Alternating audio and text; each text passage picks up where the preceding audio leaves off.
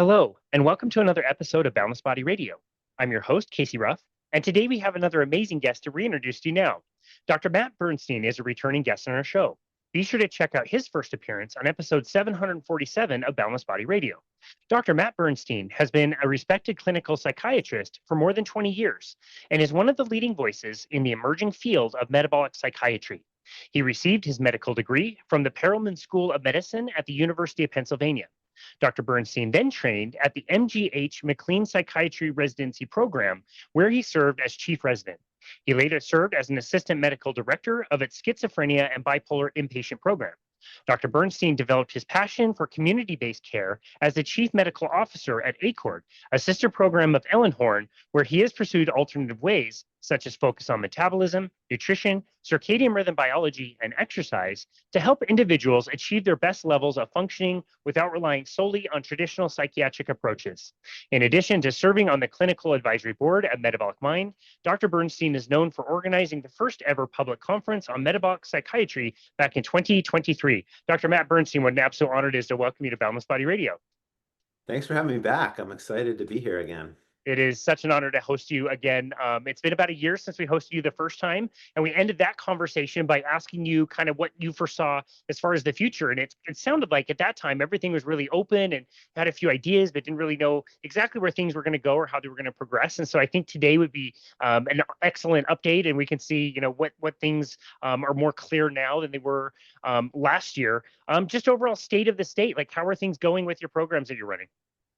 Really well. Yeah. I mean, I think, now a year later, we've seen a number of people go through the program, do the protocol, and just blown away day after day by what I'm seeing. It is such a powerful and effective way to improve mental health while also improving physical health at the same time. And just people's lives completely transforming in just a couple of months. It's absolutely mind-blowing. That's amazing. If somebody were to ask you on the street, like, what is it that you do, and you introduce like metabolic psychiatry, like when people ask me about it, or they ask about ketogenic diets in particular and why I focus on that, I try to explain what metabolic psychiatry is because to me it's amazing. It's like you said, like it's so mind blowing to understand. And I don't feel like I'm getting through to most people. Like I feel like people should be throwing me a parade or shooting off fireworks or something when I tell them what this field is because like it's so incredible. How do you explain to somebody if they don't know what it is that you do? Yeah, I mean, it's true because actually, when you first hear about it, it is actually hard to believe because it's so different than the paradigm of what we've been told is going on. We've been told for decades now that these mental health problems are due to chemical imbalances in the brain in certain neurotransmitters like serotonin and dopamine and norepinephrine. And I'm not saying that those things aren't valid, there's some truth to that. But that's like missing, 95% of the story. The reality is that these cells need energy, they need to function, they need good functioning mitochondria. And we're literally rebuilding these cells from the ground up by improving metabolic health in the body and in the brain. And the ketone molecules are a key part of this story. I mean, they are like the heroes of the story. People think of ketogenic diet and they have all kinds of associations. But what I want people to think about, which is the truth, it is that it is absolutely the best diet for brain health that exists. Full stop. It's amazing. Yeah, you would just think that somebody, maybe it is just sounding too good to be true, but you would think somebody would be so excited to hear about that when we know that mental health issues are definitely on the rise. People are dealing with all kinds of different stuff out there at seemingly younger and younger ages. And I want to revisit your story, but before we do, you mentioned, going back decades that we've thought of like chemical imbalances and developed all these drugs and everything. But can you explain like a ketogenic diet or something akin to a ketogenic diet is not new. It's been used for a really long time. Oh, yeah, yeah, yeah. I mean, people often go back to 100 years ago when it was first starting to be used for epilepsy. That's the first use of a ketogenic diet for a brain disorder. But actually, for metabolic disorders, things like diabetes, people were using a version of a ketogenic diet 250 years ago. So this has a long history in medicine. They were writing papers in medical journals in the 18th century about high fat diets to, let people with diabetes live longer. Um, and so there's a long history of this use in medicine. This is not a fad diet that, was invented on the internet 10 years ago. That isn't, and that's how a lot of people think about it, but that's not at all what this is. This is a incredibly well studied, medically validated, scientifically validated diet that, like I said, it's the best diet for the brain, full stop. Full stop. Wow. Yeah. You also hear about like ancient civilizations where if somebody was having a seizure, for example, they would put them in a cave for like 2 or 3 days or something, and they'd come out and they would be fine. Like fasting is part of getting you into ketosis. That's true, actually. I mean, that comes from Hippocrates. So Hippocrates, 5th century BC, sort of the father of medicine in many ways. People always quoting Hippocrates. One of the things he said was, "Let food be thy medicine," which is important. But and first do no harm is what all the doctors learn when they go to medical school. That's one of the and that's a Hippocrates saying. But that's what they used to do for people having intractable seizures back in the 5th century BC. The doctors would say, stop eating. And of course, 2 or 3 days into not eating, you have very high ketone levels, and the seizures would stop. And of course, that's not a sustainable way to go because someone's, has to go back to eating and then they would, often have their seizures come back, unfortunately. But then, they were very, they knew about ketones already from a chemical point of view in the 1920s. And at the Mayo Clinic, they came up with essentially the ketogenic diet as we know now. And they would call it a starvation mimicking diet. That's literally what they were going for. They knew that in fasting you would get ketones and that we could come up with a diet to trick the body into thinking it was fasting all the time and make these ketones. And, immediately, it had benefits for epilepsy and, all around the country, people started using that diet for decades until, people started getting enamored with medications and people sort of forgot about it for a while. Yeah. But it was revived again in the 1970s and 80s. People started doing research, validated in 13 randomized controlled trials that it works in epilepsy. It even works when the medications don't work. And kids who respond to that diet in epilepsy can do it for a few years. Then they can go off the ketogenic diet and their seizures never come back often. And so it literally heals the brain. We have nothing else, nothing I do from a psychopharmacologic point of view heals the brain. I can tell you that right now. That's also full stop. There's nothing that I can prescribe in a pill form that heals the brain. What this diet does. It's amazing.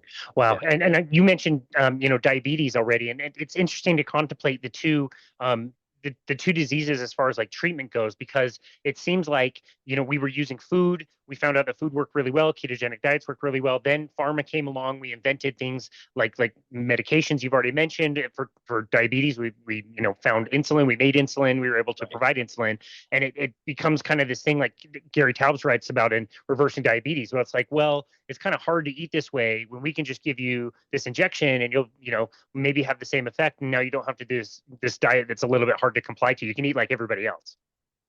That's sort of what it's about. Yeah. Be like everyone else, eat like everyone else. However, you're going to get sick, you know, at a young age and die much sooner than everyone else because your insulin levels are high all the time, and that's really, really bad for the body. Yeah, Yeah. totally. Yeah, that's a really good point. Yeah. We kind of took a deep dive into your personal story last time, but if you could just remind us how you were interested in psychiatry to begin with, how you were trained and how you were taught to practice, and then how you were introduced to different ideas about that. Yeah.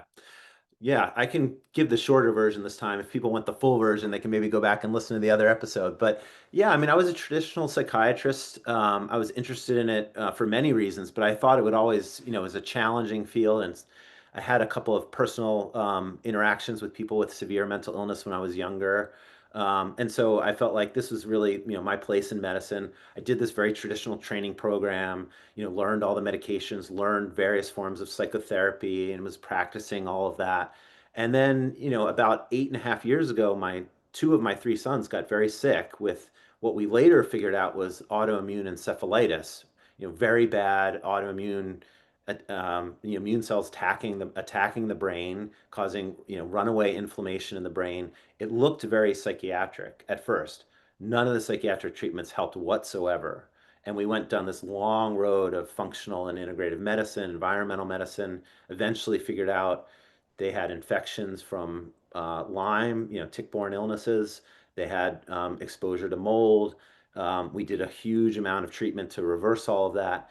And it really made me start thinking, how many of the people that I care for, also who are not getting better, and that's unfortunately a big part of any psychiatrist's practice is not getting better from traditional treatments.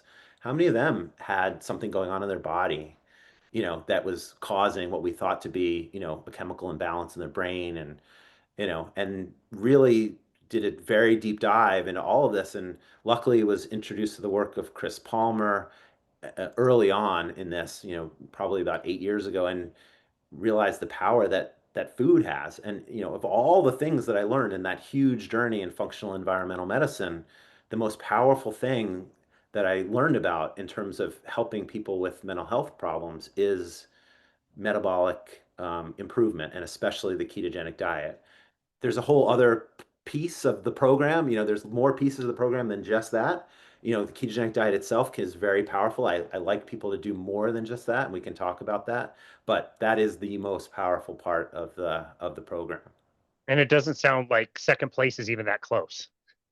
Yeah, well, I mean, exercise is really good too. Yeah. Exercise is excellent for the brain. It's actually, in head-to-head studies, not really head-to-head studies, but if you look at all the studies that look at exercise for depression and all the studies that look at modern antidepressants for depression, the effect size for exercise is actually quite a bit higher than antidepressants. People always say, "Oh, well, then exercise works better than antidepressants."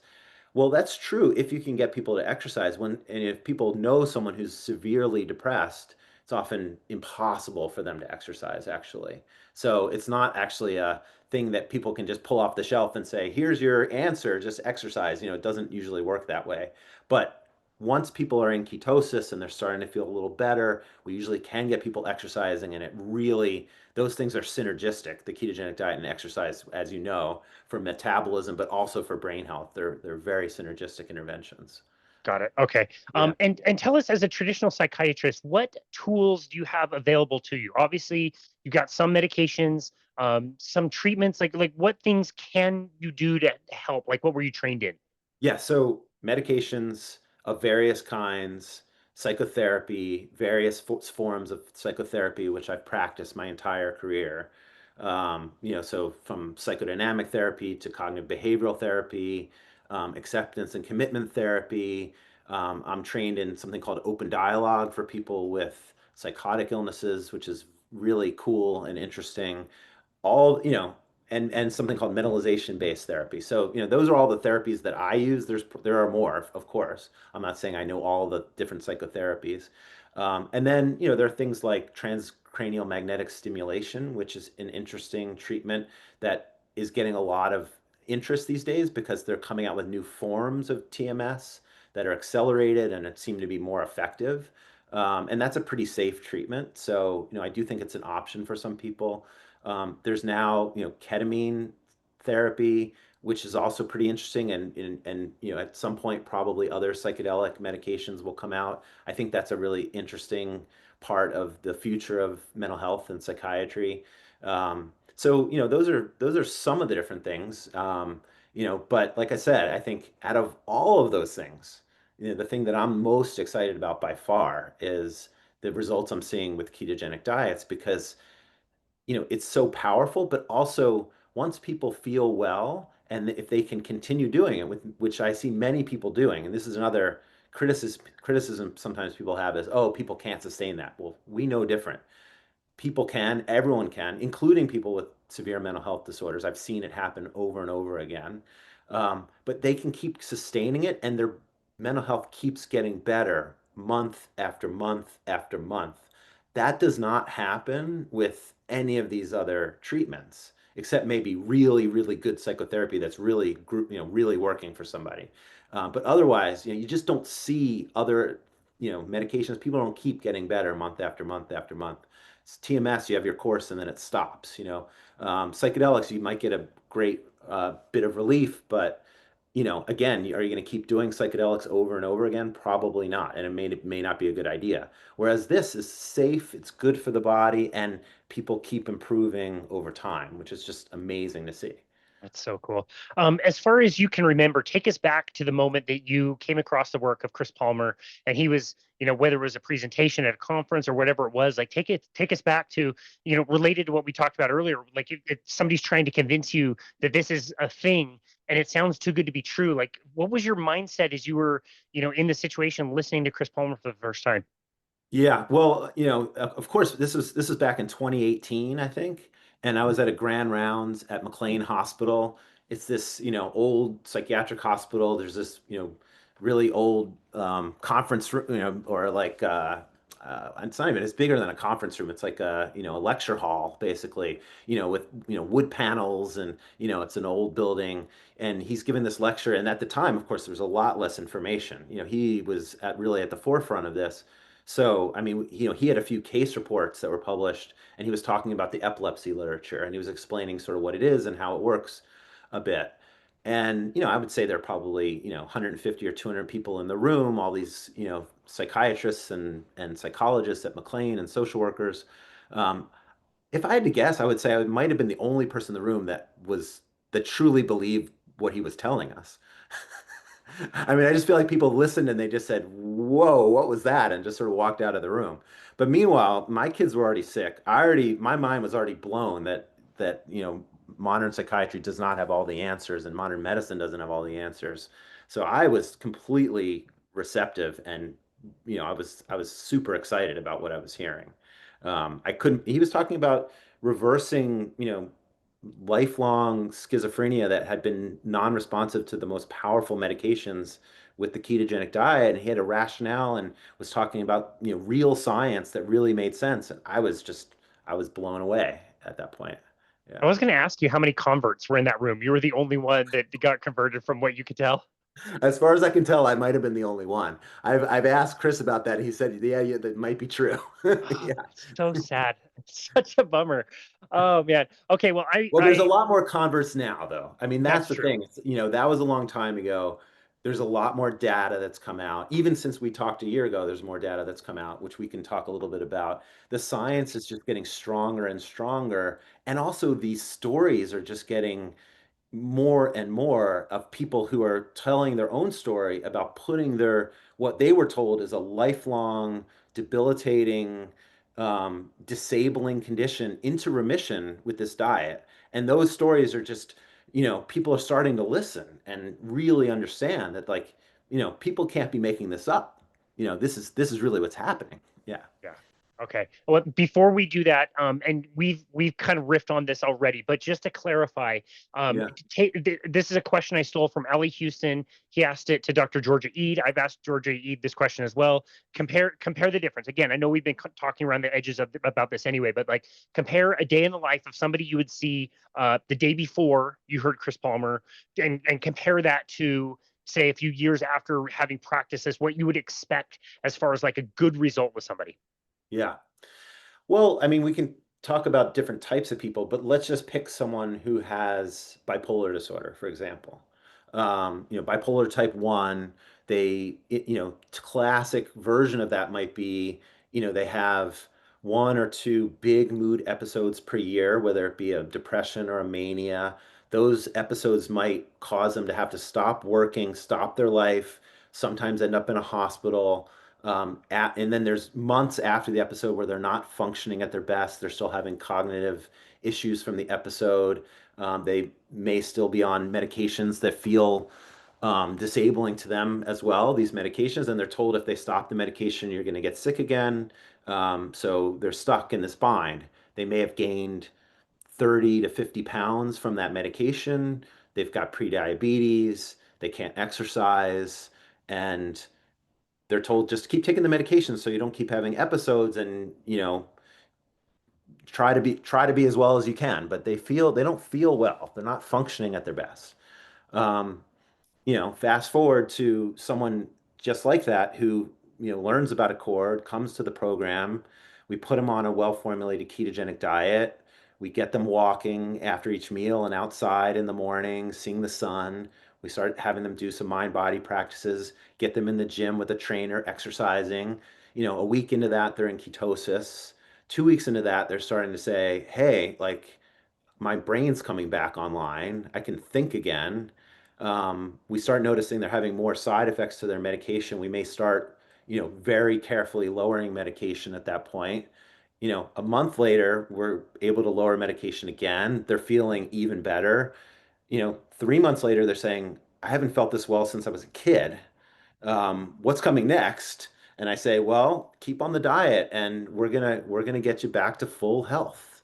And if we're lucky and everything goes well, we may actually be able to keep tapering you off these medications. Some of them might have been on 4 or 5 medications when they first came to see me. And then, maybe they can taper off, maybe not, but usually we can at least reduce a few of them and get them off at least a few of those medications. And who knows? Years come down the line, maybe they'll get off the rest of them. But they're back to living life and feeling like a lot of people feel like I now have control over this. It's not a life sentence anymore. I'm just a regular person and I can control this condition. And many people even say, my condition is completely in remission. Like I don't have it anymore. That's incredible. It's such a contrast. I love asking that question. It's such a beautiful answer when you're talking about a life, somebody Yeah. who has a life and is completely upended by something like that. And the program you're talking about, Accord, is kind of an in-home treatment. Well, you have a home, and you've got a cook, you've got people preparing meals, very tasty meals as you described them to me last year. They sound Yes. amazing. Yeah. I need to come visit. Yeah. But also like there's a sense of some control there, right? Like the people are there, they're kind of eating what is provided to them. What have you noticed as far as long-term kind of compliance? If somebody were to enter the program, they see all those amazing results, they leave the program, they're on their own, must be a lot more challenging. What do you see as far as compliance, people staying on the diet? Yeah, I mean, it's not 100%. I mean, that's true. The transition out of the program back to regular life can be tricky for certain people. And we do everything we possibly can to get people prepared. That's really what a lot of the day is about is, not, I mean, because, it doesn't take that long to eat your meal, take walks, exercise, do some mindfulness. A lot of the rest of the day is actually learning how this works, why it works, and how to do it. So we have people learning to cook. A lot of people don't know how to cook very well. That's a really, very common thing these days, unfortunately. And you really can't do this that well. I mean, I agree with the people who say it's hard. It's really hard to do it if you can't cook. To eat a well-formulated ketogenic diet, you need to know your way around the kitchen a little bit at least, and hopefully you get better over time. So we're teaching people how to cook. We're teaching people how to shop in the grocery store.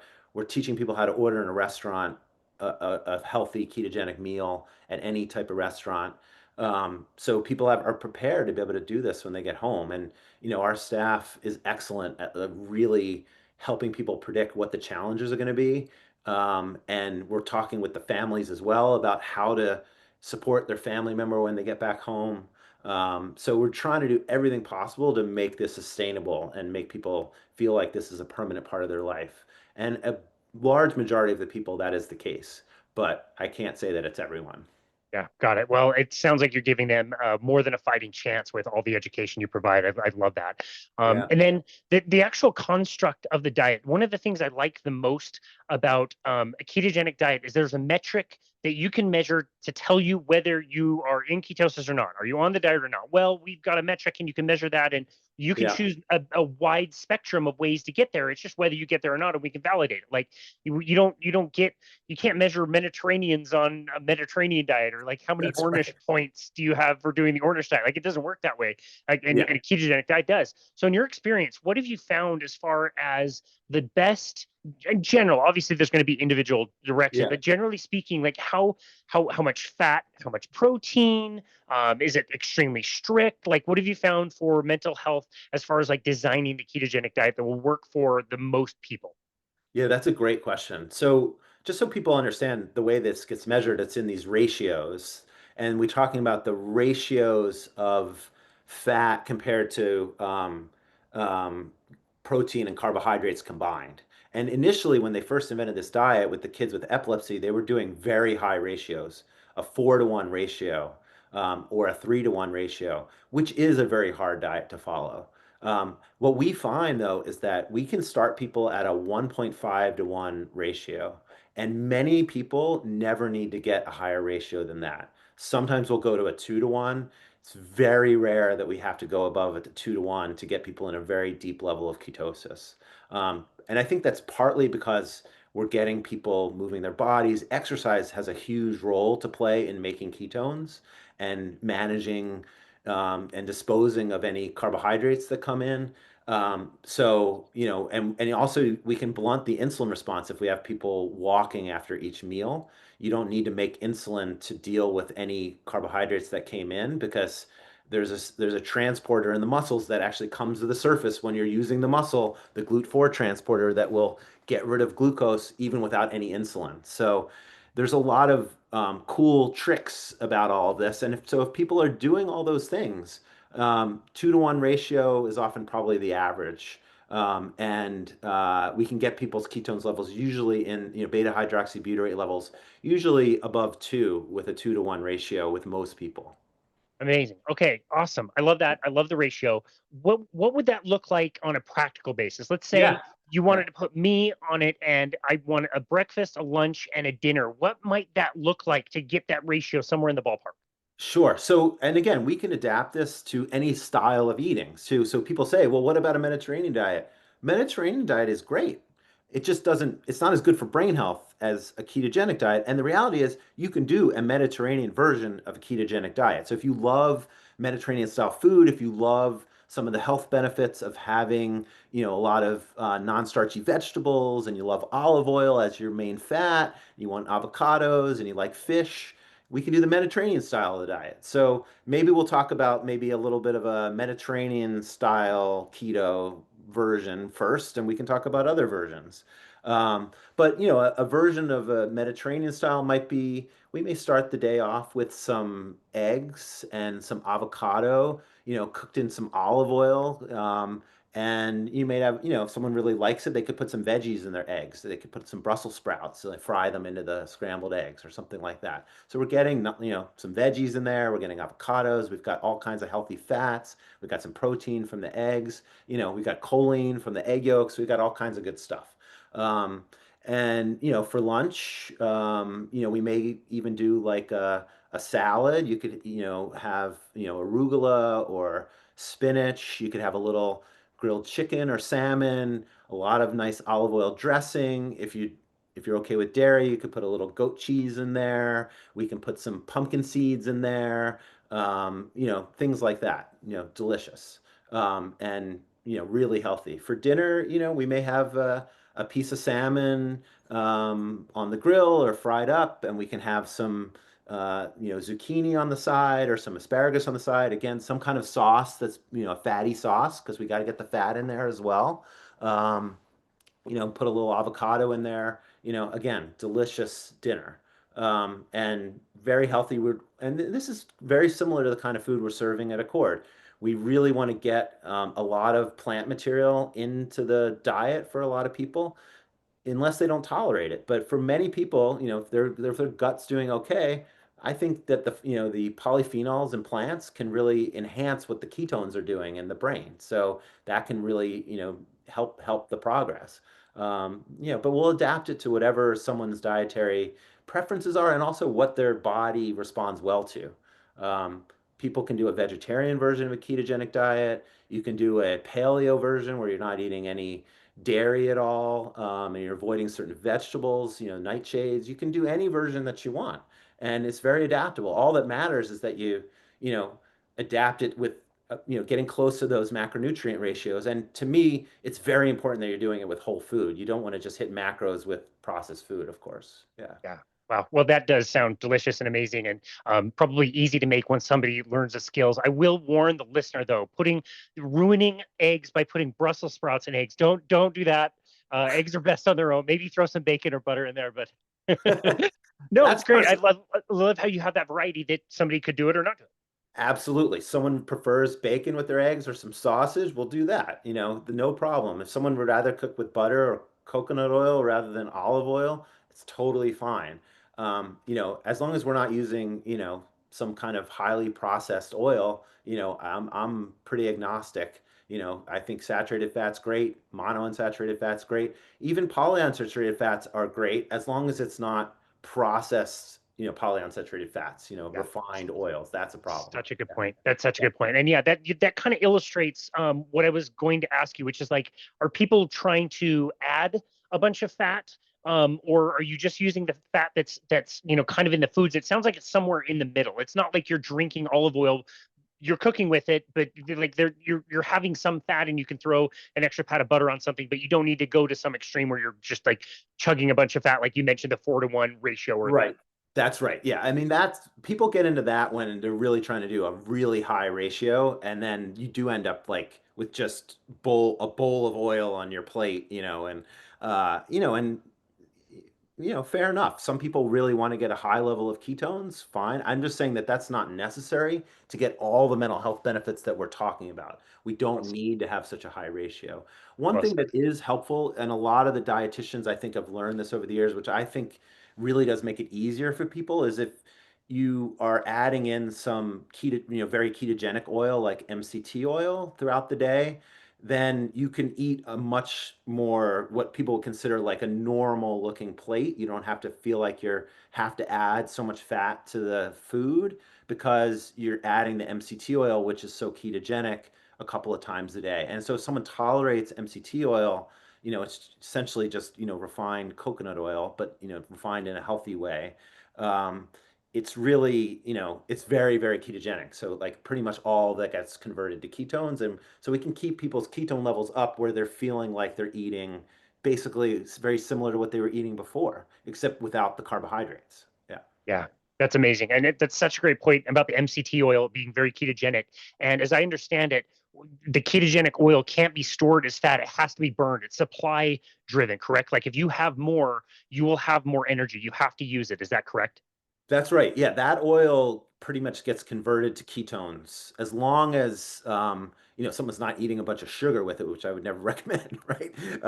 But as long as the insulin levels are low enough because they're not eating carbohydrates, so they're essentially going for a ketogenic diet. Or the other way I've used it too is someone's not ready for a ketogenic diet yet, and we just do a little bit of fasting. And we're getting prepared for a ketogenic diet. This would be with more like an outpatient, not someone who's at a cord. We're doing a slow transition into ketosis over time. One of the interventions might be doing some time restricted eating, like, a 16-8 plan, and waking up and having some MCT oil first thing in the morning. And even if they had carbohydrates at night, their insulin's low at that point, and that all that MCT oil in the morning will be converted to ketones. And people will feel what it's like to have some ketones. Often that's a real win because people say, wow, that felt amazing. Like, you don't even need exogenous ketones. The MCT oil, your body can make it out of MCT oil. Yeah. Totally. Yeah. Well said. That's fantastic. We did mention some of the recent studies that have come out of more evidence. Like you said, we have case studies that are just piling up, man. You were right when you said that. Like we have so many people with amazing stories and they just like more and more and more, it seems every day, every week. But let's talk about some of the latest research, some of the things that has caught your attention in the last year or so. Yeah. What's out there as far as some of the studies that have been completed? Yeah, I think it wasn't out yet when we talked before. Probably the first one I would talk about that came out, late last year, I think, was Shivani Sethi's study from Stanford. She had people with outpatients with pretty severe mental health conditions like schizophrenia and bipolar disorder, um, who she put on a ketogenic diet as outpatients, and they were able to follow it. And then amazing mental health outcomes and amazing metabolic health outcomes too. Everyone in the study who had metabolic syndrome had it reversed when they were in that study. So it was a pilot study, but it basically showing that yes, people with severe mental illness can do this and they get really good mental health outcomes and really good metabolic health outcomes. I can't remember, I think it was about an 8-week study. So not even a long period of time. It might have been a 12-week study, that one. So that was really cool. The next one was Ian Campbell's group published. They'd already published their pilot data about the clinical outcomes of people with bipolar disorder. So this is a group out of University of Edinburgh, and they had really nice clinical outcomes in the initial study.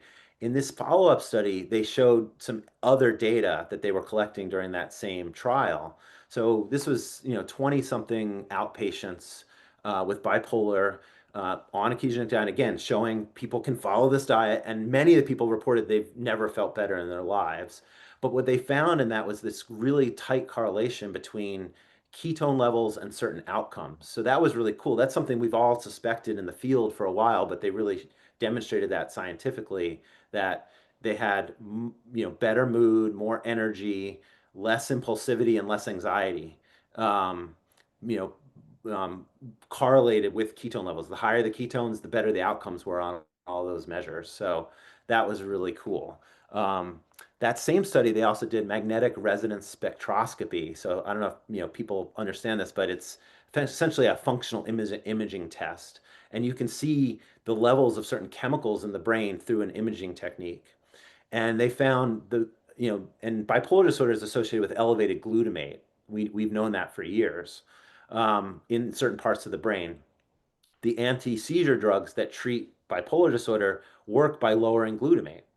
Well, the ketogenic diet lowered glutamate more than any anti-seizure medication in that study on magnetic resonance spectroscopy. So really cool science showing that, we're actually doing something very important, with one of the neurotransmitters, glutamate, in certain parts of the brain with this diet. So that was also really neat as well. Um, and then the last one that I would talk about, I mean, there's also been some just case reports, like many, many case reports of, people coming, you know, out of severe long-term schizoaffective disorder, severe long-term major depression, severe long-term OCD. These are all published in the literature, as well as the literally hundreds, if not thousands, of people who are telling their stories on the internet as well. And then most recently, within the last month or so, I think came out in early September 25. Um, uh, Jeff Volek's group from Ohio State published a study about college kids with depression doing a ketogenic diet and having remarkably good outcomes. Um, and that's so cool because that really flies in the face. Like people always say, well, people with severe mental illness can't do this. Okay, well, we're showing that they can. And people always say, well, most, college kid, no way a college kid could do this. They eat the worst diet of them all. They're stuck in these dorms or, they don't have time. They don't know how to cook. They didn't provide all the food for these people. They just provided a few meals, showed them what a plate looked like, taught them how to make it. And these college kids kept themselves in ketosis and had remarkable recovery from depression and anxiety, um, you know, by following this diet that they were cooking on their own. So that was very cool. Yeah. That's amazing. Wow. I love that. Yeah. Trying to think about my capacity when I was in college. I hope I would be able to be compliant to something like that. Yeah, well, I mean, these kids were motivated. They're depressed. They That's didn't right. they didn't they didn't want to, they weren't getting the help they needed from psychotherapy and medications, and they were interested in this study, and they were motivated enough to join the study and do it while they were at college. It's so That's cool. right. Yeah, it's absolutely amazing. I don't want to miss something that you've mentioned a few times. I remember talking to Travis Christofferson about this. Everything we do in medicine, procedures, medications, whatever. There's like pros and cons. There's, chemo is awesome for killing cancer cells. It also is not great for your healthy cells and other cells that grow within your body. We give Right. you medication. It can treat a side effect, or it can treat a particular symptom, but there's probably going to be some type of a side effect. There's always a trade-off. And it's so funny with ketones, there's like never a trade-off. Like this is amazing for your mental health. Oh, and this is going to help you lose 50 pounds, and you're not going to need insulin anymore, and your athlete's foot is going to go away. Like it's just great. There's never a trade-off, seemingly. Like it's just Yeah. beneficial for everything. Yeah, I mean, it's not. I mean, I guess there's a couple of types of genetic conditions that are very, very rare where you wouldn't want to do this, um, and a few health conditions where you wouldn't want to do this. But you're right. I mean, it is incredible how many things get better on this diet. I mean, we can reverse your diabetes. I mean, the oncologists are now studying this big time for cancer as well. Um, we know it's good for all kinds of different brain health disorders at this point. All in the world of neurology as well. Not just in psychiatry. Yeah, it's kind of incredible, and I would say in my view, like it's a great thing to be doing for yourself, even if you don't have any of these conditions, for prevention and Prevention. longevity and health span. That's why I do it. I mean, I haven't felt this well in years, and I feel like I feel like I did 25 years ago, since I've been, in ketosis for the last few years. I feel like I'm aging in reverse. I mean, it's absolutely incredible. I would advocate it for anyone. And so, the only downside really is you got to do a little work. You got to learn how to do it. You got to think about what you're eating. You can't just eat for comfort anymore. Not that I can't eat delicious food, but if you want to eat to soothe your stress and put yourself into a bit of a food coma, you're not going to get to do that anymore. Um, those are the biggest downsides. It's just such a low amount of downside for such a massive benefit. I wish more people would be open to trying it because you don't even know. Like if you've been exposed to the standard American diet for all your life, you have no idea what this would feel like. It's so true. I mean, yeah. And the thing is, I thought I was eating healthy. I didn't think I was eating a standard American diet. I would eat a lot of whole grains. And before I did this, I was eating whole grains. I was eating a lot of fruit, as it turns out. And I think that was probably my, Achilles heel. And I think this is a really interesting one because I think people do this all the time. We're told, eat more fruits and vegetables. And what do people do? They just eat a lot of fruit. They actually don't eat vegetables, right? I mean, because fruit tastes good. It tastes like sugar. And of course, these fruits are not anything like what we evolved eating, right? I mean, these we did not evolve eating, and what I was doing, like in between breakfast and lunch, I would have a banana and a couple clementines. These are high sugar things, right? And I was very insulin resistant, and I could barely get through the day unless I kept eating every couple of hours because my blood sugar would crash and I had no metabolic flexibility to draw on fat storage and, use fatty acids and ketones. So, I was in that glucose roller coaster that so many people were on. And I thought I was eating healthy because I was eating so much fruit, but that was putting me on that roller coaster for sure. Yeah, so many great points there. Like the way we bred our fruits, understanding that, the Bartlett pear, the Granny Smith apple, the navel orange, like these are inventions. The Cavendish banana, like a real banana looks nothing like what the banana that is called a Cavendish banana that we find in the grocery store, and that you can find them 365 days out of the year in anywhere on the planet where you are, where I am, in Toronto, in wherever. Like you find these all to the time, all year. Most people don't realize the apple that you see at the store was on average picked at least a year before you Wow. are able to buy and consume it. They call them birthday apples in the industry. Like it's such a different context. Yeah, yeah, and like you said, the breeding is just unbelievable. Like, these are, just absolute fructose bombs. And, of course, there's a little bit of fiber. It's better than drinking a soda for sure. But you can get yourself very sick eating a lot of fruit. And people just don't realize that. And again, it's like when the general advice comes out, just, eat more fruits and vegetables, and people say, "Oh, good, I'm going to be healthy. I'm going to eat fruits and vegetables," and pretty much end up eating a lot of fruit and not a lot of vegetables, and that doesn't work over Yeah, time. yeah, I It can be, agree. it can be okay a little while. If you're exercising a lot, it might be fine for a while, but eventually that will catch up to you. I'll definitely never tell somebody that fruit is unhealthy. I will relay my experience. Well, I'll say, like, if I'll tell you what happens with me, I eat a fruit, and then 20 to 30 minutes later, I want to eat something that's not fruit. I want granola bars or candy bar or that soda you mentioned. Did you notice that same pattern? Like, it only if you were eating just fruit, that would be okay. But it's like you eat the fruit, and then these other cravings are just so strong for all this other stuff. It's like you're not eating 12 apples a day. You're eating the apple and then the granola bar and the candy bar and the popcorn and all the other stuff you crave afterwards. Yeah. Well, I mean, interestingly enough, like I said, I was really trying to be healthy. I would just eat a lot of fruit. I was eating a ton of fruit, but my gut was a mess actually. And like I said, it would only last if the energy from the fruit would only last at most a couple of hours. And I'm in a job where I need to use my brain, I need to be on.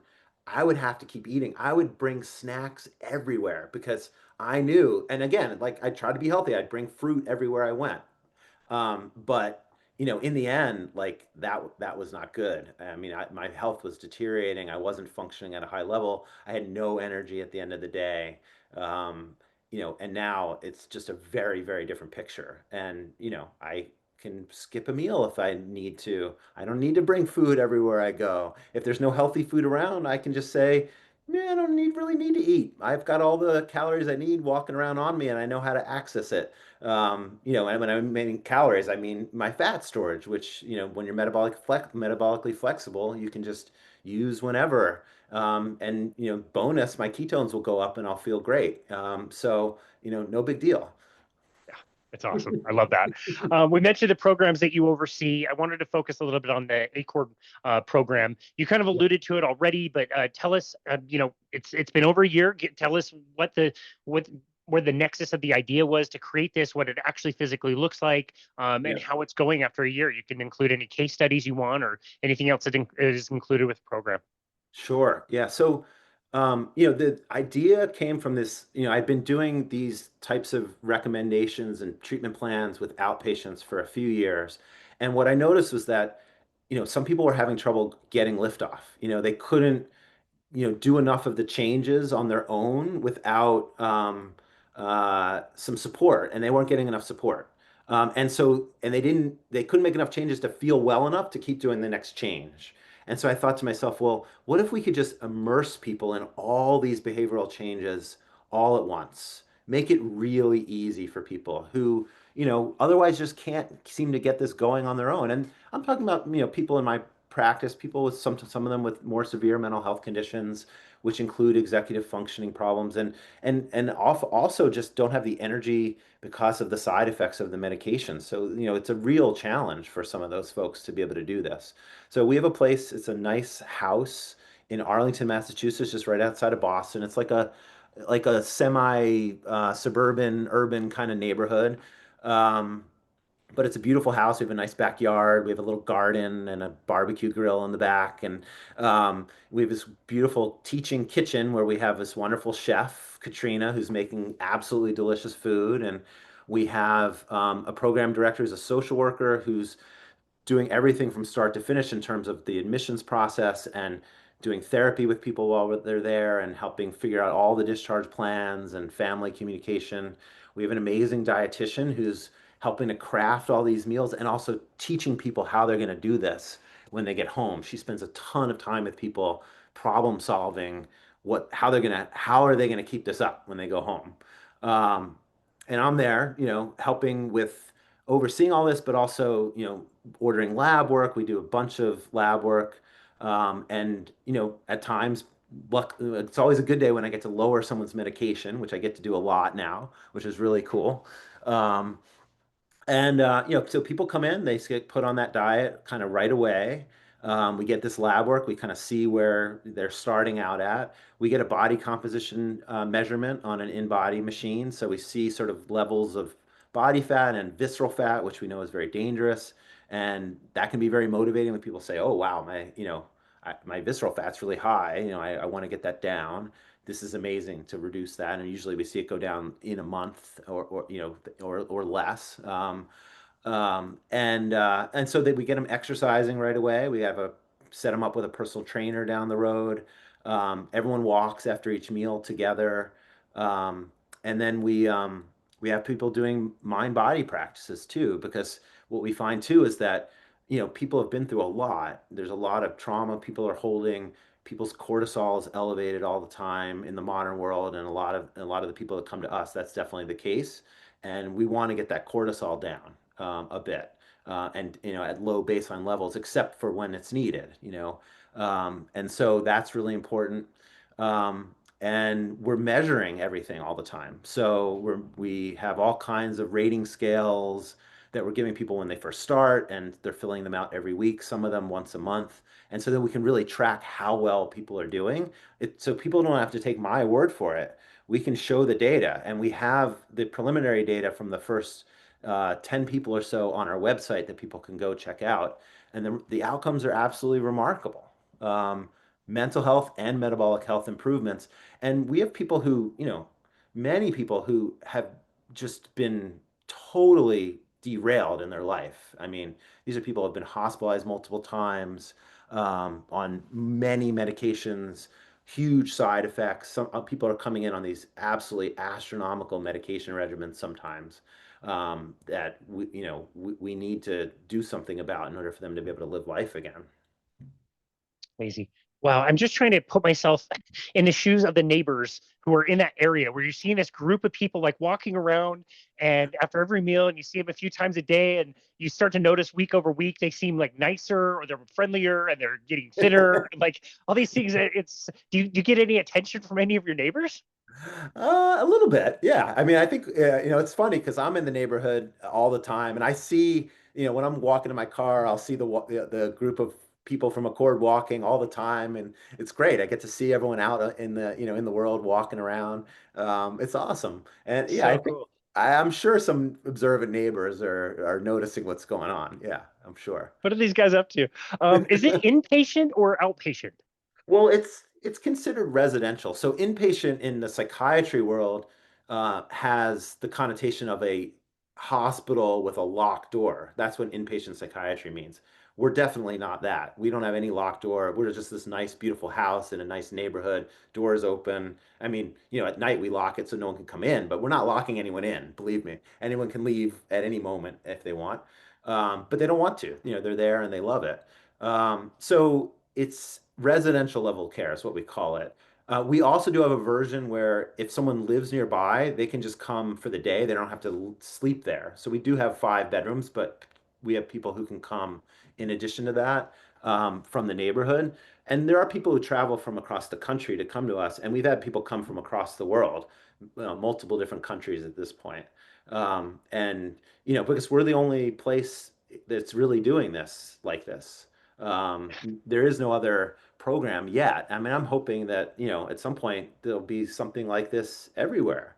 And if someone really even needs an inpatient level of care for whatever acute crisis they have, they would be fed this kind of food at least. We're far from that now, but that's my dream. Yeah. That's incredible. It's such a great idea and so well executed. I absolutely love it. Um, and then, yeah, any case studies that stand out to you could be something recent or some major one, like anyone that really makes you happy these days. Yeah, yeah. I mean, I'll try to change some of the details. So, I don't want to identify someone who I haven't asked their permission, but, Of course. a young woman who was in a program in a different state, had been in and out of programs now for about 3 years. Life was totally derailed. Diagnosis of schizoaffective disorder, which people may understand, it's, chronic psychosis and mood symptoms. Um, and this person, young woman, was hearing voices all the time, was on 5 or 6 different medications, and was so sedated from the medications, was literally sleeping 16 hours a day. Um, couldn't keep awake. And still was having all the symptoms, by the way. So even with all those astronomically high doses and side effects, was still hearing voices all the time. And this is very common. We keep adding on more medications even when they're not working. Um, and so, easily got into ketosis. This is someone who had a history of being athletic, was started the walking right away, started going to the gym right away, was, kept hearing voices for a while. We started lowering the medication, was on a very sedating medication called clozapine, which is the strongest antipsychotic out there. Usually, if it's not going to work, none of the medications are going to work. Um, within 2.5 months, was hearing voices much less. And we cut the dose of clozapine in half in that period of time. Um, was now awake and alert, getting back to doing music, that was a great interest of hers, but hadn't done for 3 years. This person hadn't really been exercising for at least a year, was now exercising regularly, like crushing it in the gym. Um, and then, went back home. I happen to be still in touch with this person, and we've continued to be able to lower the clozapine, and her voices are gone. They're literally gone. Amazing. This is now like, about 5 months into ketosis. I mean, it's just like my jaw hits the floor, like, you know, absolutely unbelievable to me. This is someone who was basically told, like, you're going to be this way, you're going to take these medications and have these side effects and have these voices for the rest of your life. And now is like, crushing in the gym, working, setting up a music studio so that she can do music. Like, it's just, back to life again. And I can't wait to see what happens, in the next 4 or 5 months, because I mean, this has been amazing already, but it's getting better. Like, the story is not done. Yeah. It gives you chills, man. Like, again, thinking about this one person, sure, it's one person, but it's a life. It's somebody who has friends and family and relatives and lives out their life. To be able to show up in life when you haven't been is incredible. Oh yeah. I mean, it's like why all of us go into these helping professions, right? Whether it be doctor or any medical or helping profession, we're there to, actually change people's lives. And, we sort of go through this training and this is as good as we can get. I mean, I just want to talk to my colleagues a little bit. Like, people feel, I know, as a practicing psychiatrist, this can feel threatening. It's like, oh, well, everything I learned isn't as good as I thought, or, this must not be real. But I just want to, plead to people, pay attention, listen to some of these stories, go on the internet and learn about this. I mean, you're going to feel so much better about the work that you do. You're actually going to save people's lives the way you wanted to. When you first went into this, like, this is possible. It happens every day now. So cool. Yeah. It just makes you feel so blessed that we were able to find this information and get to share it around. It's so cool. I did want to talk to you also about your work with Metabolic Mind and the Bazooki Group. Can you tell us Yeah. about your work that you're doing with them? Yeah, I've been on their advisory board for a couple of years, and we have meetings where we talk about how to move the field forward. One of the things we came up with last year was doing continuing medical education presentations for psychiatrists, for people to learn about this and really hear it from an academically trained psychiatrist like myself. So I had one come out already and just recorded a second one, and they're really cool. They're fun. We go through data, and then we usually have a little panel discussion at the end with some experts. So they're really well done, I think. The people who produce them are really professional, and I think we have some really interesting topics. So the first one was just about some of the data that had come out at that point, which was, up until and including Dr. Shabani Sethi's study. That's the first CME. The second one that's going to be coming out, it's not out yet, is about the metabolic side effects and consequences of psychiatric medications and what you can do about it, which I think will be cool for people to see, because as someone who prescribes these medications, we're causing metabolic harm from these medications, and everyone knows that we are. We just don't really know what to do about it. So we sort of say, well, we need to take care of their brain, so we're going to give them this medication. Well, there is something that can be done about it. And we talk about all the options. So even if someone isn't interested in ketogenic diets, we talk about other ways to improve metabolic health in people who are taking these medications. So Wow. Well, no surprise to hear that Metabolic Mind is involved with something that is very, very well done and very high quality. They do such amazing work. yeah, they do. Yeah. That's so cool. Matt Bernstein, this has been an amazing conversation. I just feel so jazzed up and want to keep telling people about how amazing metabolic psychiatry is, even if they don't believe me at first. It's just wonderful that you got involved in this work, and I just the number of times you've had an ear to ear grin in this conversation talking about your work. It's just Yeah. it's so cool to see, and definitely gives me chills. And it looks like you're not going to be slowing down anytime soon. So I just really appreciate your time and appreciate your gathering so much cool information and cool stories out there, and with all the work you do with the Accord is just absolutely wonderful. So for now, Doctor, where do you want people to go to find you and connect with you and your work? Yeah, well, just want to say before I say that, just thank you for having me again. It's really a pleasure to talk with you as well, and to be able to talk to your audience. So I appreciate it very much, and I just feel thankful to be able to do this work too. That I'm lucky enough to have found this, and be able to, have the ability to do it. Accordmh.com, that's ACCORDMH.com. People can go there, learn all about that program, our program. But you can also learn all about metabolic psychiatry. We have a bunch of blogs on there, including this 1 hour academic style presentation that I gave, and with video and slides and everything. So if someone doesn't want to do the CME presentation, there's a really nice presentation on the website as well. Um, and then people can find me on LinkedIn. I'm not on a lot of other social media. I don't have the time to be, tweeting or whatever we call it these days, and putting out Insta posts. I just don't. I'm just too busy, trying to do my work. But people can find me on LinkedIn, and if people reach out, I'm happy to respond there, to individuals who just want to learn more, or just want to connect with me. Yeah. Excellent. We'll link all that up in the show notes. I can tell you from experience being on Instagram and Twitter, you're not missing anything, my friend. Like the day you start missing something, I'll be the first to reach out and let you know until you need to Okay. sign up. But until then, I think you're just fine avoiding it. Dr. Matt Bernstein, again, thank you so very much for the kind words, and thank you so very much for your amazing work and spreading your message around and sharing hope for people out there. So just so grateful for you and for taking the time to be on our show today. We really appreciate you. Thanks again. Absolutely.